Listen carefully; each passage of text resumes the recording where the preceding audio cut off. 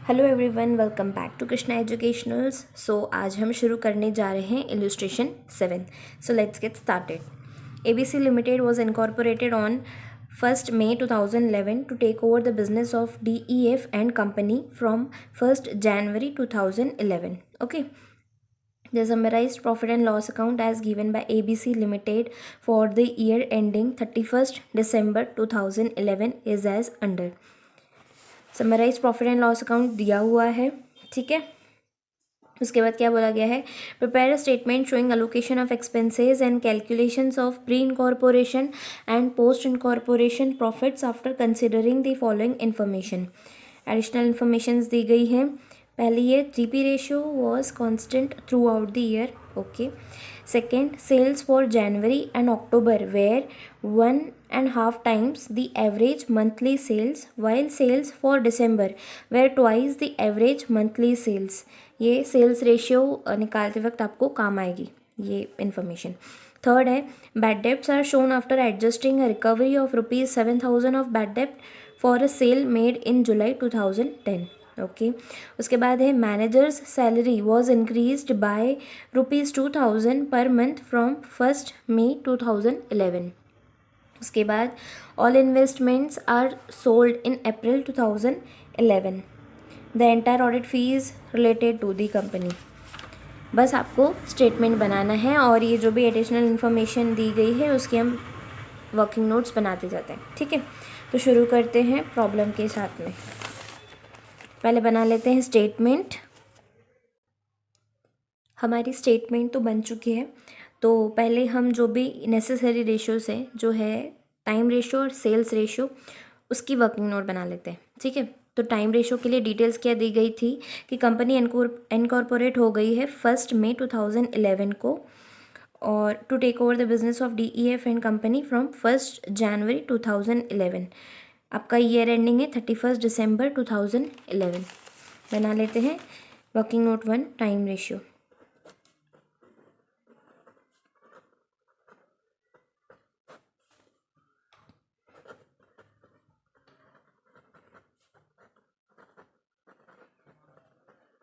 Pre incorporation है 1st January 2011 to 1st May 2011। ये कितने मंथ्स हुए? 4 मंथ्स। और जो आपका पोस्ट इनकॉर्पोरेशन पीरियड है वो 1st May 2011 to 31st December 2011। ये हो गए 8 मंथ्स। आपका टाइम रेशियो है 4:8, दैट इज़ 1:2। उसके बाद working note 2, sales ratio. Sales ratio के लिए इंफॉर्मेशन क्या दी गई थी? Sales for January and October were 1.5 times the average monthly sales, while sales for December were twice the average monthly sales। इसके लिए हम टाइमलाइन बना लेते हैं, ठीक है, और अज्यूम करते हैं monthly sales as X। Let see average monthly sales be ₹X, ठीक है।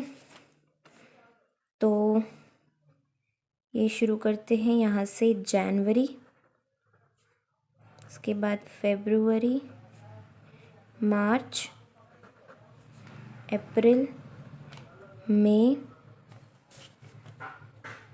जून, जुलाई, अगस्त, सितंबर, अक्टूबर, नवंबर, दिसंबर। अब उन्होंने क्या बोला है? जनवरी और किसकी? अक्टूबर। जनवरी और अक्टूबर की जो सेल्स थी वो 1.5 टाइम्स यानी उससे बढ़कर थी, किससे? एवरेज मंथली सेल्स से। एवरेज मंथली सेल्स हमने क्या अज्यूम करी है? X। तो मतलब फरवरी की x, मार्च की x, ये x, ठीक है।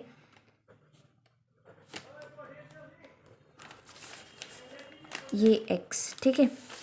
जनवरी की उन्होंने बोला है 1.5 times of the average monthly sales, that is 1.5x। और अक्टूबर की भी उन्होंने वही बोली है 1.5x।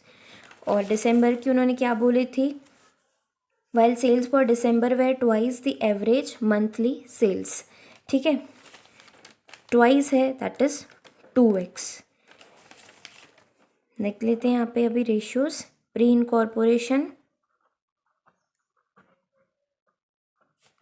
अब कितने मंथ्स थे 1 जनवरी से लेकर 1 मई, तो जनवरी 1.5x प्लस फरवरी का x, मार्च का x, अप्रैल का x, ये टोटल कितना आया 4.5x। पोस्ट इनकॉर्पोरेशन का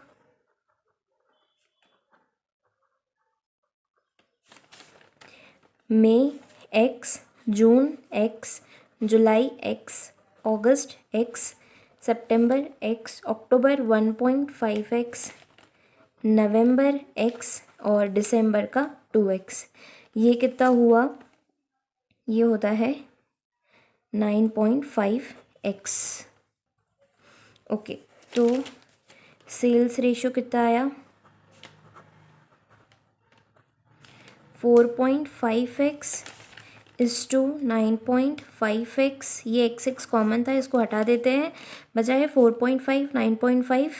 इसको और सिंप्लीफाई करते हैं तो ये आएगा 0.9 इज़ टू 1.9। तो ये बन गया आपका सेल्स रेशियो, ठीक है। तो ये मेन दो इम्पॉर्टेंट चीज़ बन गई है। तो बाकी के हम ये जो भी दिए गए हैं particulars profit and loss account के, वो लिख लेते हैं, और जो भी एक्स्ट्रा बाद में लगेगा हमें उसकी हम वर्किंग नोट बना लेंगे, ठीक है। तो पहले शुरुआत ग्रॉस प्रॉफिट से। ये आएगा 10,64,000। हमारा बेसिस है इसके लिए सेल्स रेशियो जो है 0.9 is to 1.9। Let's distribute it. तो ये आया है 3,42,000 और ये आया है 7,22,000। एक दो लाइन छोड़ के लेस एक्सपेंसेस। पहला एक्सपेंस जो दिया गया है वो रेंट एंड टैक्सेस है। यहाँ पे रेंट के लिए कोई एडिशनल इन्फॉर्मेशन नहीं है, तो डायरेक्टली आप लिख लीजिए रेंट एंड टैक्सेस 90,000। ये टाइम रेशियो के हिसाब से होगा जो है 1:2।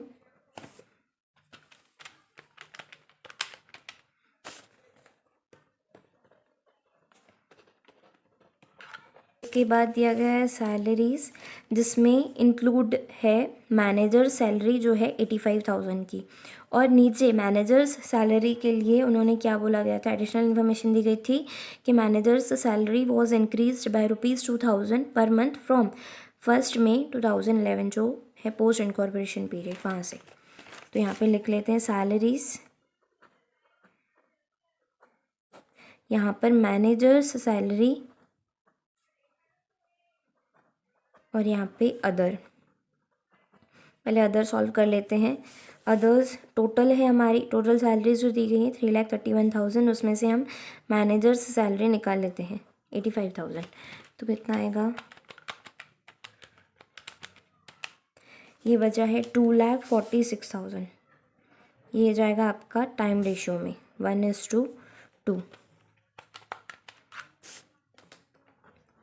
82,000, ये है 1,64,000, ठीक है। अब मैनेजर सैलरी, इसके लिए हम वर्किंग नोट बना लेते हैं 3।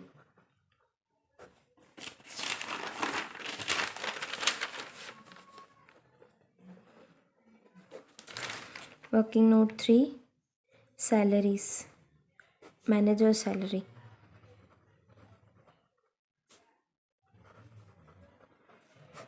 जो है 85,000. Let's assume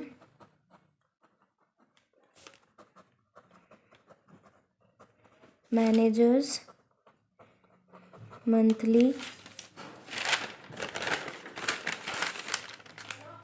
salary equals to rupees x.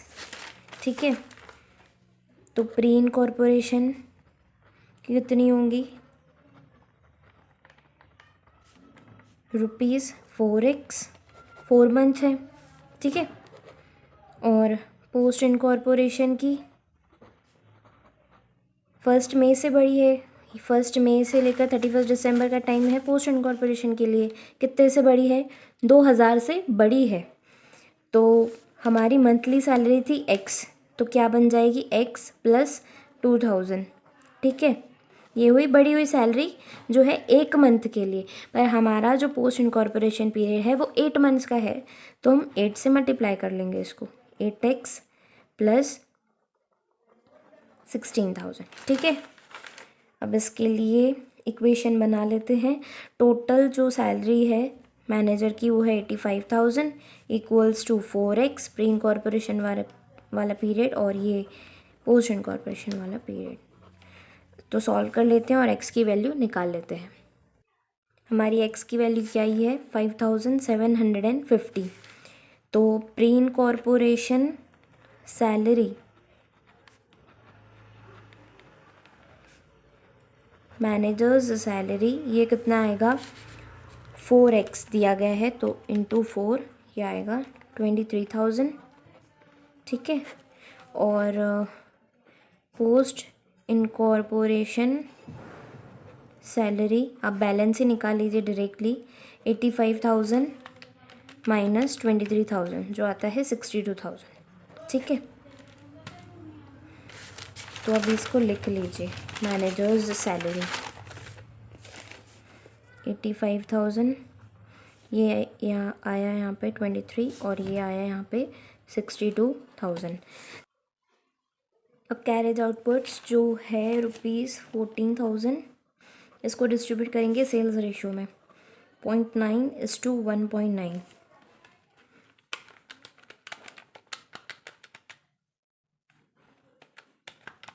ये आएगा 4,500 और पोस्ट इनकॉर्पोरेशन के लिए 9,500. उसके बाद है प्रिंटिंग एंड स्टेशनरी. इसके लिए कोई एडिशनल इन्फॉर्मेशन नहीं है तो डायरेक्टली इसको टाइम रेशियो में डिस्ट्रीब्यूट कर देंगे. 18,000 1:2.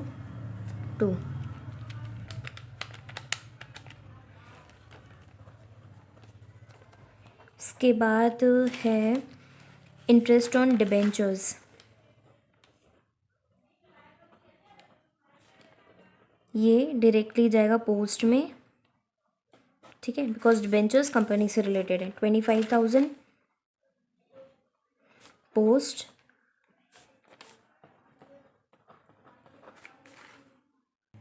अब इसके बाद है sales commission.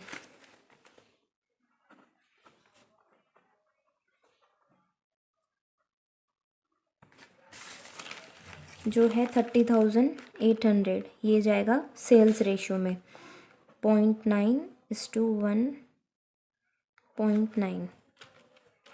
30,800 divided by into 0.9. 1,900 20,900. उसके बाद है बैड डेब्ट्स. ठीक है, अब बैड डेब्ट्स के लिए एडिशनल इन्फॉर्मेशन क्या दी गई थी.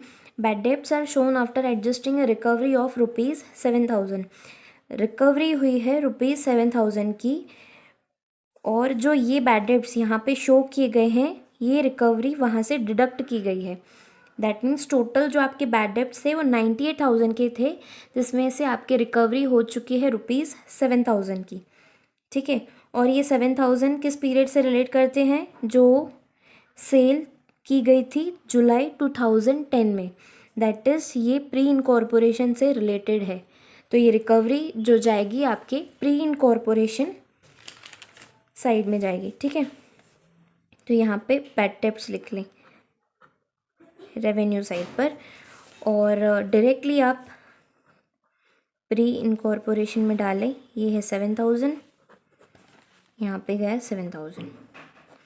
अब बैड डेब्ट्स, अगर आप यहाँ पे सिर्फ 91,000 दिखाएंगे और ऑलरेडी ये 7,000 यहाँ पे शो हो चुका है प्री में, तो ये इसके वजह से आपका जो नेट प्रॉफिट आएगा वो गलत आएगा। तो नेट प्रॉफिट सही आने के लिए अगर आप bad debts as an recovery show कर रहे हैं, तो उसके लिए जो रेवेन्यू साइड में आप बैड डेब्ट्स दिखाएंगे वो रिकवरी को ऐड करके दिखाना पड़ेगा, जिससे जो आपका नेट प्रॉफिट आएगा वो एक्यूरेट आएगा, ठीक है। तो 91,000 ये जो रिकवरी हुई वो ऐड करनी पड़ेगी 98,000।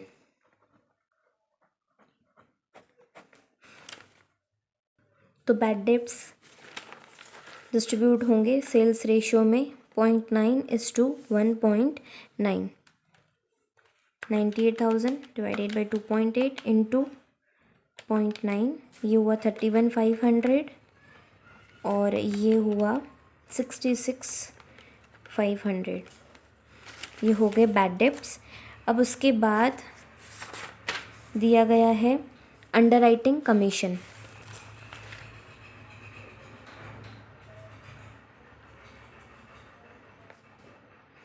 अंडरराइटिंग कमीशन ये रिलेट करती है कंपनी से, तो डायरेक्टली हम इसको डालेंगे पोस्ट इनकॉर्पोरेशन पीरियड में, ठीक है।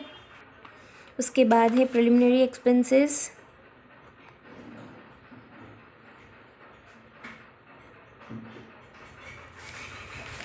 ये कितने दिए गए हैं 28,000, ये रिलेट करते हैं कंपनी से, तो डायरेक्टली हम इसको डालेंगे पोस्ट इनकॉर्पोरेशन पीरियड में, ठीक है। उसके बाद दिया गया है ऑडिट फीस। ऑडिट फीस के लिए नीचे क्या दिया गया था, the entire audit fees relates to the company, तो ये जाएगा आपका पोस्ट इनकॉर्पोरेशन पीरियड में।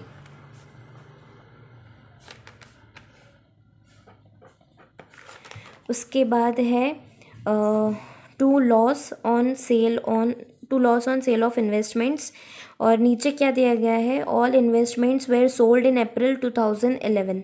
अब अप्रैल 2011 ये किससे रिलेटेड है, प्री इनकॉर्पोरेशन पीरियड से, तो ये लॉस प्री इनकॉर्पोरेशन पीरियड में जाएगा। Loss on sale of investments 11,200,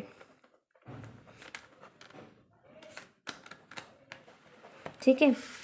उसके बाद है नेट प्रॉफिट, और यहाँ पे ग्रॉस प्रॉफिट हो चुका था। इंटरेस्ट ऑन इन्वेस्टमेंट्स बाकी है, पर इन्वेस्टमेंट्स ये सेल हो गई थी अप्रैल 2011 में, दैट इज़ ये इंटरेस्ट ऑन इन्वेस्टमेंट्स जाएगा प्री इनकॉर्पोरेशन पीरियड में। तो यहाँ पर इंटरेस्ट ऑन इन्वेस्टमेंट्स ये है 36,000, ये प्री इनकॉर्पोरेशन पीरियड में जाएगा 36,000। यहाँ पर हो चुका है। अब हम टोटल निकाल के कैपिटल रिजर्व में जो जाएगा बैलेंस वो निकाल लेंगे, और प्रॉफिट एंड लॉस अकाउंट में जो प्रॉफिट या लॉस जाएगा वो निकाल लेते हैं, ठीक है। ये आ चुका है हमारा कैपिटल रिजर्व और प्रॉफिट जो ट्रांसफ़र होगा प्रॉफिट एंड लॉस अकाउंट में। तो इसी के साथ हमारा प्रॉब्लम होता है ख़त्म।